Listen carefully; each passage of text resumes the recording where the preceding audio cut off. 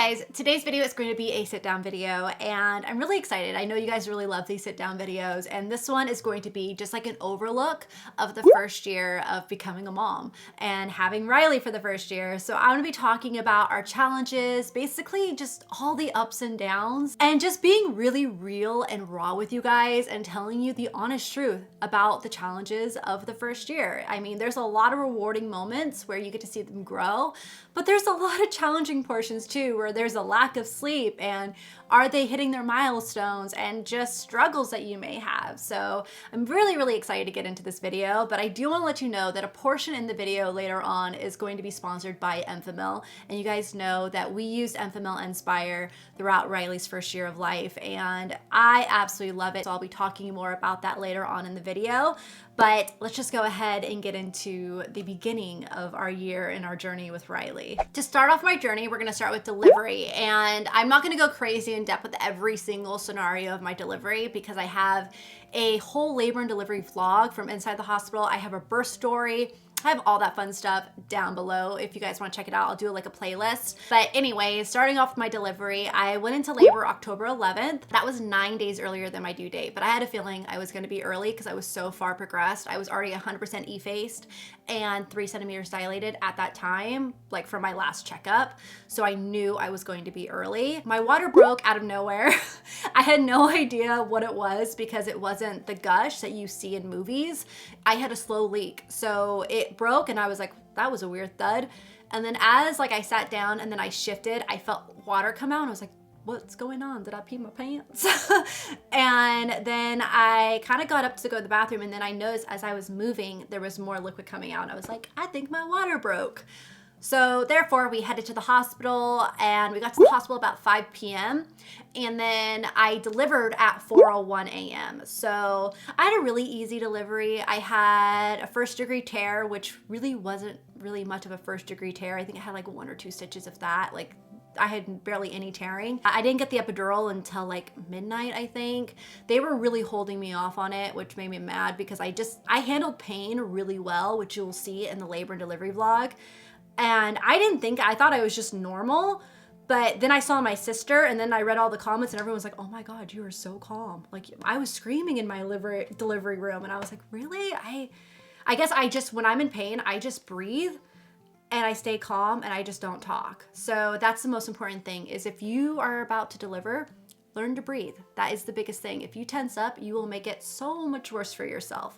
So make sure to breathe in your nose and out your mouth, just like yoga. And I did that. And so that really helped me handle the pain a lot better. But then I finally got the epidural, which piece of cake off the epidural.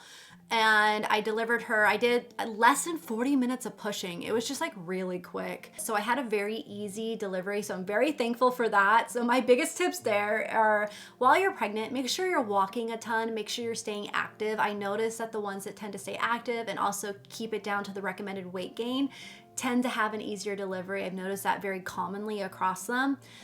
Deliveries of people that I've spoken to. And then also make sure you're breathing through the contractions. Don't tense up. Don't go crazy, just like breathe in your nose and out your mouth and just breathe and then do the ball. The ball really helps. Those are the key things that I've taken from my delivery and my sister's delivery and my sister-in-law's delivery. So just make sure you breathe. So there's that. So I had a really easy delivery. Again, I will have my birth story down below for Riley that goes a little bit more in depth, but easy delivery. Postpartum, I have to say, is definitely the most challenging thing in the first year. I really didn't feel like myself until like 5 months is where my turning point was. And then 8 months, like I felt even better. And now a year, I'm like, I'm back to myself again. But yeah, postpartum is definitely the most challenging thing in the first year and kind of foreseeing the future of when we have a second. I'm not nervous about the delivery. I'm actually more nervous about the postpartum because I know it is hard. It is really hard. So going into a little bit about postpartum, your emotions, everything is just a whirlwind. You're not getting any sleep. That baby, you're gonna be nursing. If you're nursing, you'll be nursing every 2 to 3 hours or an hour, depending on if they're cluster feeding, and making sure that they have a good latch, making sure that you have good positioning, all that stuff. it is very exhausting, especially when you're a first-time mom, because you're learning everything. Because even though you can take classes, even though you can talk to other moms, you really don't really know until you experience it yourself, and it's very, very exhausting. With nursing, there's definitely people that have easier going experiences than others, and I do want to emphasize that nursing is exhausting for everyone. It is exhausting no matter what, if you have an easygoing experience or a hard experience. I'll explain like what I mean by those in a little bit, but what I mean by exhausting is that it is tiring. You are nursing every 2 to 3 hours, sometimes every hour if they're cluster feeding. It's exhausting no matter what. But in my experience, mine was hard. And the reason why was because I had flat nipples. So I had to use a shield. She couldn't latch because she was tongue-tied. We got it clipped and it still didn't really help. She just could not latch on correctly. Like even though I would pancake it and shove it, I went to lactation consultants. It really comes down to the baby a lot of the times, and she just had a really, really hard time with breastfeeding. And then now I see with my sister, and hers is night and day. It's exhausting for her. So exhausting, but she's had an easier experience with that. He latches on perfectly. She's never cracked, never been sore with her nipples because he has a perfect latch, and he has grown so much. That little boy has put on so much weight, it is insane, and he is fully exclusively nursing breastfeeding. He doesn't even really do the bottle. It's just exclusively breastfeeding, and I'm just like, it's night and day. So breastfeeding is exhausting for everyone, so get ready for that. I had a harder experience, which I'm gonna go into right now. So like I said, I went through all of that with Riley. It was just hard. My supply actually started to tank around 2 months, which happened with my period. So when you get your period, your supply will tank for a short amount of time, and it will also taste differently to them, so they probably won't wanna nurse from you because they don't like that taste. So we struggled right there. So I went and saw a lactation consultant. I found out it was because it was my period. And so we tried to power through it. I tried to get her to latch without the shield. She really didn't start latching without the shield until closer to 3 months. And she was bad latches. I would crack instantly, and it was just painful. So I was pumping a lot, and that's where my baby blues came from. So we actually had to start supplementing though at 2 months because my supply tanked. So I had to start supplementing and mixing my breast milk with the formula for her, and then she moved completely to formula at 3 months. So that was a journey, but I have to say, when we moved to formula, I felt like a weight was lifted off my shoulders, so that was huge for us. If you have a difficult breastfeeding experience and you're just feeling really guilty, don't. Just know that at least you tried, and if it doesn't work out, it doesn't work out. It's totally okay. There are amazing formulas out there that give them the nutrients that they need, and they grow and they thrive. And that's why I really, really love Enfamil Inspire. This is like one of our old tins. It's like empty inside, you can see. So this is her old tin, and I love Enfamil Inspire. She loves it. She started getting really, really picky with formula. It definitely, finding the right formula is tricky. It really comes down to the baby, but Inspire is one of the ones that worked for us. And the reason why I like Enfamil Inspire is that out of Enfamil's range of different formulas, this one is their closest to breast milk right here. It has lactoferrin, which is a key protein, which is found in colostrum and breast milk. Lactoferrin really helps support immune health. It also has MFGM in it, which is a brain nourishing lipid, also found in breast milk, designed to support mental development. And then it has omega-3 DHA, which is an expert recommended DHA, a brain nourishing nutrient also found in breast milk. So I love the ingredients in Inspire. She loved the taste of it. She grew, she thrived on it. So do not feel bad about not being able to give them breast milk. You guys, just, if it doesn't happen, it's okay. There are amazing formulas out there, and we are truly, truly thankful for Enfamil Inspire. So thank you to Enfamil Inspire for sponsoring this portion of the video. I am so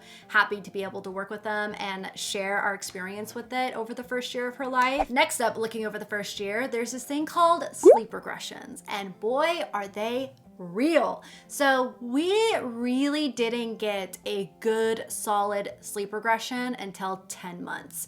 I got minor ones at maybe 4 months and 6 months, that maybe lasted for 1 night or 2 nights, that's it. My 10-month sleep regression was real. Oh my goodness, this was the time that she was learning to stand up on her own. So she would pull herself up in her crib and not know how to get back down. So she would cry all night. And there was nights I just was not sleeping. I wasn't getting any sleep. It was horrible. So sleep regressions are real. They're going to happen. There's a lot of great apps out there that will let you know when to look for a leap or when they're going to be really fussy. I love Wonder Weeks. Wonder Weeks is one of my favorite. There's also the Bump will send you like little updates each week about what to experience. And you can also Google it like when there's like sleep regressions and stuff. So definitely do that. Prepare yourself because they're real. You think that once you're sleeping through the night, you're going to start getting your sleep. No, you're gonna get surprised throughout that first year of like, oh, here's a sleep regression. We're not gonna sleep anymore. So get ready for that. They're real and they're hard. Next up are milestones. One thing, like looking back at Riley's milestones, it's crazy how each baby develops differently, especially now looking at my nephews like Hunter and little Caspian. Just seeing how they're growing and when they're reaching certain milestones compared to Riley, and also seeing their temperaments and their personalities compared to hers, it's so amazing and I love it. I'm so thankful to have Riley's little cousins so close to her, and I can kind of like see and watch them all grow. But yeah, so looking back at Riley, I was like actually just talking to my mother-in-law about this today, was that Riley's fine motor skills and when she was reaching certain milestones was a lot earlier than the normal. That's what I kind of saw with her. But when it comes down to her gross motor skills and like her balance and stuff for walking, she's a little bit later than most kids. Like she took a little bit longer to sit up. She took a little bit longer to stand up, and she's still not walking. And she's about, I want to say, almost 14 months now. So she's still not walking yet. I can tell she's ready to walk. She just doesn't quite have the balance there, and she's not ready to let go yet. But she can kind of stand on her own without holding on to something, but she's still so scared about it. So I'm sure that's going to come here soon, but that's what I've kind of known. And I just, again, want to emphasize that every baby moves at different paces. They're going to reach different milestones at different ages or different times and different weeks. So don't try to compare them to anyone else. They're all going to grow and develop at their own pace, and it is totally fine. So if you ever have any type of concern, always just ask your pediatrician. Pediatricians have been amazing. I love our pediatrician. She is the best. And yeah, so if you ever have any questions about that stuff, just ask your pediatrician. They're really, really helpful. But just always remember that babies are going to grow and develop at their own pace. And also, if they tend to be a little bit bigger than most at their age, they'll probably take a tiny bit longer. Like with Riley, she is 99 percentile. She's been 99 percentile in height since like 3 or 4 months and has stayed there. She's been in 90th percentile since the first month of life. So she's extremely tall. And that's one thing our pediatrician gave us the heads up. She goes, she's bigger than most kids at her age, so she needs time to let her muscles develop and get stronger to be able to handle her weight and her height. So that's why she's gonna probably take longer than most. Another thing that I wanna quickly mention is about teeth. So these babies get their teeth at their own time. And with Riley, she didn't cut her first tooth until 10 months. I didn't cut my first tooth till a year. And I believe Joel said that he didn't cut his first tooth till a year. So you can kind of usually look at the parents and you can kind of see like with yours, what's your average time is when they'll probably cut their teeth too. So it makes sense that Riley was a little bit later. She cut her first tooth at 10 months and it's still not even fully out. Don't worry, it's fine, but it's just taking its sweet time. She actually just cut 2 more and I think she's about to cut her 3rd. So they're coming in and they're coming in all at once, and boy, is she upset about it. So she's handling it pretty hard right now.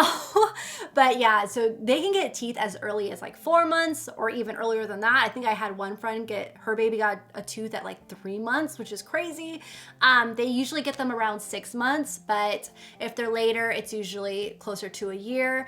I've actually spoke to a few dentists and they were saying that they actually prefer when the baby get their teeth later because there's less chances of decaying. because if you think about it, that milk and everything is just sitting on their teeth. So you want to make sure you wipe them down, unless they have like a full row and a bunch of them. You want to make sure you wipe them down before they go to sleep.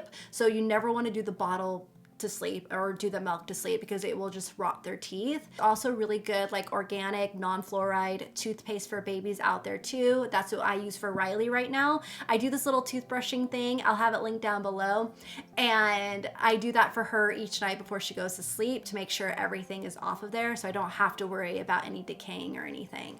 But yeah, so that's one thing I kind of liked about her not getting her teeth till later, because I haven't really had to take care of anything with the teeth wise. So that's been nice. And then also they say like they have a tendency to not get many cavities, which is so true, because Joel and I both don't have any cavities. So, and we're 30. So he's 31. That so far has been true for us. So I'm totally okay with her getting her teeth later. I just think it's gonna be a little harder right now, because a toddler getting their teeth at 13 months or 14 months is gonna act completely different than a baby getting their teeth at like 4 months and 6 months. They're gonna be way more vocal, way more upset, way more expressive at that age. So it's gonna be fun. Got its positives and its negatives. Before I close out this video, I want to go through some baby products that are holy grail baby products that really helped make our first year easier. And I couldn't imagine not having these products in the first year of having Riley. Like, these are like my holy grail baby products. So I'm gonna quickly go through them.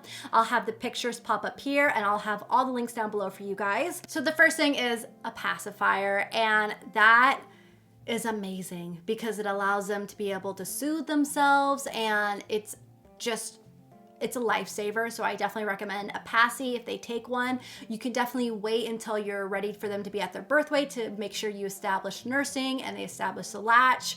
It's all down to what you want, but definitely recommend the passy.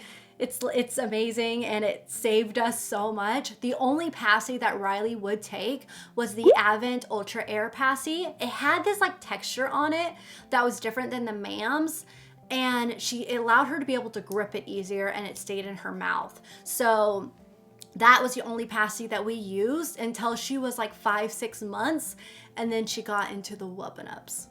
And if you follow me on Instagram, you know what the Wubba-Nubs are. We have Wubba-Nubs all throughout the house. I'm taking them away at 15 months.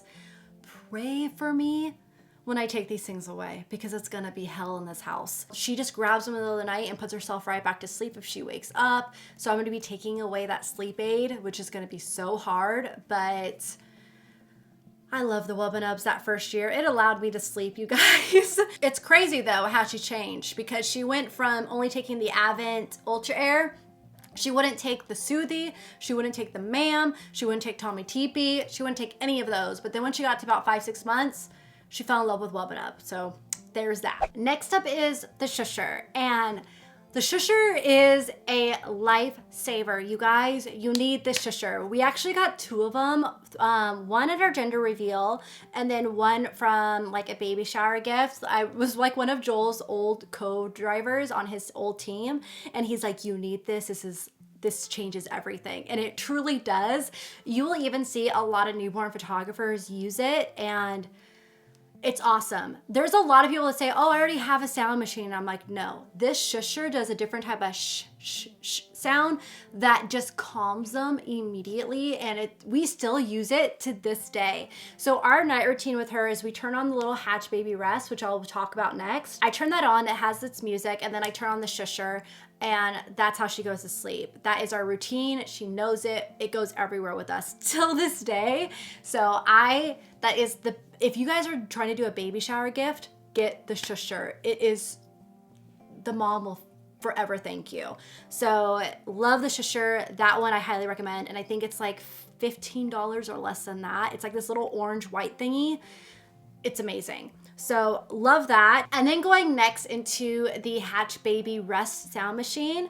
That one I love because it has a little nightlight in it, so it allows the room not to be pitch black. And I actually turn it on the orange color because that is the color that you need for sleep, because it's like calming and relaxing and helps them go into a sleep. It tells you all about like what each color means in the little booklet. So I do that. I turn on the sound. It's a Twinkle Twinkle Little Star sound, or their Cradle one. It's one of the lullaby ones, but I turn it on and then I do the shusher and it's the best thing ever. So I definitely recommend the Hatch Baby Rest. I have just the regular version. I think there's an advanced one that has a clock on it. I don't have that one. And then plus you can control it from your phone. So if you decide that you want to turn it off, or if you want to set a timer for it or an alarm for it, you can do that all from your phone. It's Bluetooth. So I love it. It's amazing, especially when they move to their own room. Okay, so the next item that was an item that I wish I would have got earlier on, and that is the Fisher-Price Sweet Snug-a-Puppy Dreams Cradle and Swing. That swing is everything. My sister uses it religiously with little Caspian. He loves it. Riley loved it. I wish I didn't get it till she was 2 months old. And I was like, oh my God, this would have made the first month so much easier. So it is an awesome swing that you can rotate it. So it was really funny one day. They were like, oh, we need to move him because he keeps wanting to look at the TV. So they don't want him to be overstimulated. So Pat, my brother-in-law, was going to lift it up and turn it around. He didn't realize that if you push the button, it turns the swing different ways. And you don't have to lift up this whole big thing. And they're like, what is this witchery that you're doing? And I'm like, you guys didn't know this? And little Cassie's almost 3 months old. And so each time they were trying to move the swing, they were just moving it completely. I was dying of laughter during that day because that was priceless. I was like, I cannot believe you guys did not realize about this button. I showed this to you when I gave it to you and you guys did not pay attention. But yeah, that swing is everything. I highly recommend that swing. It is a lifesaver. My only down point to it is that it's so big. I wish there was a smaller one that did everything, but it's just huge. Next up, the DockATot. The DockATot is so worth it. I love it. My sister still uses it till this day with Caspi. Riley, actually, it's really funny when we go over to her place, her house, after I pick up Riley from daycare, we always stop by and say hi for like an hour. What she loves for me to do is she crawls into the DockATot and she likes to treat it like a canoe, and then I just pull her around the living room with it. It is the cutest thing. But the DockATot is amazing. I say you don't really need the grand one, which is the big one. We have it. Riley likes it, but I don't think you need it. I think the small one is the one that is definitely like the life changer. They sleep so well in it. Just make sure you are supervising them and you don't let them sleep during the night in it, and you don't leave them unsupervised in it, because if they roll, they'll be right into the bumper. So you want to be watching them 24/7 when they are in there. But it is the best thing ever. I would carry Riley around in it all throughout the house. I would set it here and there for her when, you know, it was so easy then because they don't move. They don't roll over or anything. So it's just like they just stay put. Now they don't. That's another thing is, looking back at the first year, you guys, you think the newborn stage is hard? Wait till they start getting mobile. They don't stop. And then if you take things away, it's full on tantrum. So I have to say this time is harder than the newborn. Like I look at the newborn time right now and I'm like, oh, that was so much easier. Like, yeah, you're really sleep deprived, but this is so much more exhausting. I'm like dead by 7 p.m. at her bedtime. Like we literally put her to bed and at 7 p.m. we're just like, okay, we want to go to sleep now. I'm telling you, this stage is the hardest right now for me. It probably gets harder as it goes on. Like it's like a different type of hard, but it's exhausting. The next thing that I recommend is the Hatch Baby Smart Changing Pad. That was awesome. It was great for us because we got to track her weight, and because Riley really wasn't gaining enough in the beginning. She dropped for only 4 ounces after birth and was right back up. So nursing was going great. Then after that first week, or during the second week, she wasn't gaining as fast as she should be. So they wanted me to start pumping and making sure I gave her a full bottle so that way she would have a full feed. That's where like we were just struggling with our nursing. She just never really got a good latch and got enough milk. So she was really skinny in the beginning. I really like that changing pad because I got to check her weight and making sure she was getting enough. And one little tip to do to see how much they're getting is strip them down, put them on the changing pad, weigh them. It documents it right on your phone on an app. And then what you do is you go in, you feed her on one side, or you do one full feed, and then you weigh her after it, or him after it, and it, whatever the ounces like difference is how many ounces they got when they were nursing with you. So that's why I really love the smart changing pad. So it worked out amazing for us. So I really recommend it. Next up are sleep sacks. And you guys always hear me talking about these because I'm just a really huge advocate, especially because SIDS is at its highest in the first year of life. It drops down dramatically after 1 year, but I'm telling you, sleep sack saves lives. Like you shouldn't have any loose blankets in the bassinet. You shouldn't have any loose blankets in that crib the first year of life. And sleep sacks are everything. Even if you have one that is an active mover, like even with Riley, she's still in them to this day. They don't knock the blanket off of them. Like they stay nice and warm throughout the night. So I love them. The ones I love are the Halo fleece ones. Those are my favorite. And also the nested bean ones. We love the winter one and also the premium ones. Those ones are so soft and really good for the summertime because they're nice and thin. So they're really breathable. But I love the sleep sacks. I actually have a code for nested bean. It's Madison 15 for 15% off. It never expires. So if you ever need to size up or get a new one, definitely use that code and save some money. But sleep sacks are everything. I love them. I still use them to this day. Really quickly on carriers, the carriers that really saved me in the beginning was the Boppy Comfy Fit. That one I loved. It was so soft, easy to get her in and out of. I could do it within seconds. Loved it. It was awesome. But they say they can be in there until like 35 pounds. No way. There was not enough support on it for when they start getting to be about, I want to say about 15 pounds and up is when it's just too much, because you need a little bit more support on that shoulder and the back, otherwise you're gonna die. So I love the Boppy Comfy Fit for the beginning. And then for the carrier that we use now, because Riley is bigger and heavier now, she's like 25 pounds. She's probably like 26 pounds now, or even almost 27, I don't know. But she's big. So she's like over 33 inches. She's huge. So we love the Nuna Cuddle. That Nuna Cuddle is awesome. Oh my God, it makes it feel like you have nothing on you. It's got such amazing support. It's easy to get her in and we love it. So those are my two favorite carriers that have made my life easier in the first year. Next thing I wanna talk about are a stroller. So the one stroller and car seat system that was really easy for us that we used in the beginning was the UPPAbaby Vista. I love that one. We had the infant car seat, which is the Mesa, and then we had the UPPAbaby Vista stroller that turns into a double stroller because we're planning on having a second in the future. So that way I can easily get a double stroller out of that and I get more use out of it. So I really love the UPPAbaby Vista. The Nuna ones that I have don't turn into a double stroller, and I never used them with the car seat because I don't have the Nuna car seat. I only got the Mesa one. So, and I love it. It just clips in, clips out, clips right into the stroller. Best thing for when they're a newborn and you're doing your doctor's appointments. You don't have to take them out of a car seat. It's so good. So I love that. I do want to put this little kind of PSA thing out there. Never let a baby sleep in a car seat outside of the car. There have been so many horror stories out there, and so many people don't realize this, that they'll take a baby out of the car with the car seat and they'll set them down and they're asleep. So they're like, oh, I'm gonna let them sleep. Don't, because it has them at a certain position that is not safe for them and they can suffocate.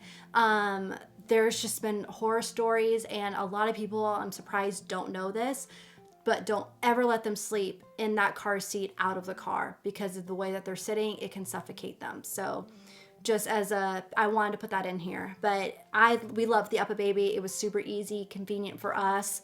And I love the bigger compartment down there too, but we also use Nuna, but I never had the Nuna car seat, so I can't really say anything about that. The Nuna infant car seat. We have the Nuna Rava later on, but I didn't have the clip-in one. Okay, so another baby must-have in the first year of life is Aquaphor Advanced Therapy for the babies. That thing is amazing. That's all you really need for the diaper changes. It really helps with diaper rash. It helps with eczema. It helps with a lot of things, especially Riley. We're noticing that she's getting like a rash on her cheeks a lot. So what I've been doing is I'll put that on there and I'll coat it before she eats, because if food touches it, it makes her skin sensitive. So I actually cannot feed her strawberries anymore. I can't feed her tomato sauce, like no marinara, no nothing like that. Otherwise she gets like super inflamed. So that kind of creates a barrier there for her, and I put it on her all the time throughout the day. So Aquaphor Advanced Therapy, you can use it for so many different things. It's awesome. Next things are the Magnetic Me onesies. Those are your lifesaver in the first like few months. I would say do 0 to 3 months, 3 to 6 months. Don't get anything bigger than that because they'll just pop right out of them. But the Magnetic Me onesies make it so easy for you to do a diaper change in the middle of the night. It was everything. I literally would make it down to a science, and I would make it a game of like, if I could get them to snap all at once in the middle of the night, I'd be like, yes, I did it all in one go. So love the Magnetic Me's. You can get them at a ton of different places. They're so worth the money. Another onesie that I really like when she got a little bit bigger are the Carter's Fleece zip up onesies. Those ones are the ones that she's in right now a ton. I have her in some 2 pieces, but those ones I really like it because they keep her warm and they're really inexpensive. I say try to find them on Amazon. You can find them a lot cheaper there. Go to Carter's, they're always having sales. They're great. Love the fleece onesies for the PJs. Okay, so going into her bassinet, I love the Halo bassinet. That was awesome. It totally swings in and out, makes it really easy for you to get in and out of the bed, and it was everything. And it gave you a peace of mind too, because the guy that created Halo actually lost one, I don't know if it was his daughter or his son, but he lost a child to SIDS, and so he created Halo. And Halo, it's all about safe sleep. And I love the Halo bassinet. It really gives you a peace of mind at night because you know of that mesh side, it's breathable and it's safe. So I love the Halo bassinet. I love the swivel to it. It's awesome. I highly recommend it. I know it's pricey, but it's worth it, and it gives you a peace of mind at night. And last but not least, I wanna talk about our Fawn Design diaper bags. I love my Fawn Design diaper bags. Oh my goodness, I rave about these all the time. I'll have them linked down below. I actually really like the small one. I have the mini blush, and that one I use all the time for her. I rarely take my big one out unless we're going out all day and I need a bigger bag. But for every day, even as my purse, I use the mini. The mini is so good. So if you need a smaller diaper bag that's not too clunky, just for quick little trips, get the mini. It's awesome. But if you have more than one kid, or if you're going out all day, like to an amusement park or just out and about, then definitely get the bigger one. But they're awesome. They have great sales and everything there, so definitely check them out. I love Fawn Design. Okay, so that is everything. Those were all my Holy Grail baby products that helped make that first year easier. And then also just a quick look back at that first year of life with Riley. I can't believe she's already 14 months. This is insane, you guys. Why does it go by so fast? My biggest thing, my biggest advice is to soak in every minute. Take as many videos, as many pictures as you can. I look back at them all the time, like when I'm going to sleep, and I'm just like, oh my goodness, she used to be so small. Just really soak in those newborn months. It goes by so fast, just that first year. But I hope you guys enjoyed this video. I hope you found it helpful. I will have a bunch of my other videos linked down below if you want to hear more in-depth stories about everything. Also, I have like newborn must-haves that really goes into like depth with a bunch of products. I'll have that all linked down below for you guys. And then also a big thank you to Enfamil for sponsoring a portion of this video. I am so happy to be working with them. As you guys know, we are a huge lover and supporter of Inspire. We loved it. Riley used it her first year of life. She really thrived and grew from it. So I'm very happy and excited to be working with them. But I will see you guys in my next video. Bye.